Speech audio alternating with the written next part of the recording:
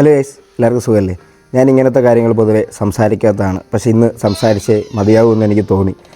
കാരണം കഴിഞ്ഞ ദിവസം തന്നെ ഞാൻ ഇതേപോലൊരു കാര്യം പോസ്റ്റ് ചെയ്തതിന് ഏകദേശം ഒരു 1500 പേരാണ് നമ്മൾ അൺഫോളോ ചെയ്യുകയും അൺസബ്സ്ക്രൈബ് ചെയ്യുകയൊക്കെ ചെയ്ത് പോയത്, ഇൻസ്റ്റയിലും യൂട്യൂബിലുമായിട്ട്. പക്ഷേ അതൊന്നൊരു പ്രശ്നമുള്ള കാര്യങ്ങളല്ല, കാരണം പറയാനുള്ളത് പറഞ്ഞാൽ മതിയാകും.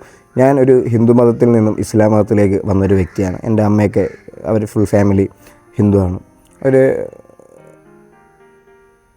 ഇപ്പം ഞാൻ ഇസ്ലാം മതം ഒരു 10 വർഷമായി ഞാൻ ഇസ്ലാം മതത്തിലേക്ക് വന്നിട്ട് ഞാൻ ഇഷ്ടപ്പെട്ട് മനസ്സിലാക്കി സ്വീകരിച്ചത് തന്നെയാണ്. എന്നെ ആരും നിർബന്ധിച്ചിട്ടൊന്നുമല്ല. ഇതിലേക്ക് വരുന്ന പലരെയും ആരും നിർബന്ധിച്ചിട്ടല്ല വരുന്നത്. കുറേ ആളുകൾ എന്താ പറയുക, ഒരു വെപ്രാളത്തിലൊക്കെ വരും, പിന്നെ ഫോളോ ചെയ്യാൻ കഴിയാതെ പിന്നെ ഫ്രീഡം എന്നൊക്കെ പറഞ്ഞ് നടന്ന് ഓരോന്നൊക്കെ പറയും. ഓക്കെ, അതൊക്കെ വിടും, നമ്മുടെ പ്രശ്നം അതൊന്നുമല്ല.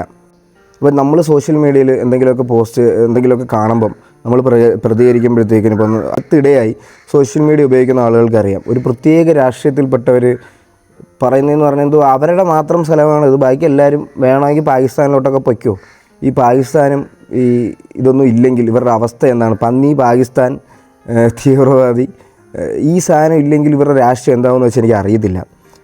പിന്നെ എനിക്കൊന്നേ ഉള്ളൂ പറയാൻ, ഇത് നമ്മുടെ ദിവസമാണ്, നമ്മളെ ഭരിക്കാതെ ഇങ്ങനെയാണ് അവസ്ഥ. ഈ അടുത്ത സമയത്ത് തന്നെ പാലക്കാട് ഒരു സഹോദരനെ ബംഗ്ലാദേശിൽ നിന്ന് വന്നതാണെന്നും പറഞ്ഞ് കുത്തിക്കൊല്ലുകയുണ്ടായി. അദ്ദേഹം അടിക്കും കുത്തിയൊക്കെയാണ് കൊന്നത്. അദ്ദേഹം പക്ഷേ ഒരു ഇന്ത്യക്കാരൻ തന്നെയായിരുന്നു, ഒരു ഹിന്ദു ആയിരുന്നു. അവരുടെ അവസ്ഥ ഇങ്ങനെയാണെന്നുണ്ടെങ്കിൽ നാളെ നമ്മുടെ അവസ്ഥ എന്തായിരിക്കും എന്ന് നിങ്ങൾക്ക് ചിന്തിക്കാം. നമ്മളെ ഭരിക്കാതെ തന്നെ ഇങ്ങനെയാണ്. അപ്പോൾ നമ്മളെ ഭരിക്കാനും കൂടെ തുടങ്ങിയാലോ? നമ്മൾ തന്നെ എന്തെങ്കിലും പോസ്റ്റ് ചെയ്താൽ നീ പാകിസ്ഥാനിൽ പോടാ എന്നാണ്. ഇതിൻ്റെ അടിയിൽ അത് തന്നെ വരുമെന്ന് എനിക്കറിയാം. അപ്പം എനിക്ക് അവരോട് പറയാനുള്ളത് എന്താണെന്ന് വെച്ചാൽ, ഇന്ത്യ ആരുടെയും തന്തയുടെ വകയല്ല, എല്ലാ ഇന്ത്യക്കാരുടെയാണ്. നോർത്ത് ഇന്ത്യയുടെ അവസ്ഥ നമുക്ക് വരാതിരിക്കട്ടെ. നമ്മൾ എന്ത് കഴിക്കണമെന്നും എങ്ങനെ ജീവിക്കണമെന്നും നമ്മളാണ് ഇപ്പോൾ തീരുമാനിക്കുന്നത്. അത് മറ്റുള്ളവർ ചിന്തിക്കുന്ന രീതിയിലേക്ക് നമ്മൾ മാറാതിരിക്കട്ടെ. അപ്പോൾ സൂക്ഷിച്ച് കുത്തുക, സ്നേഹം മാത്രം.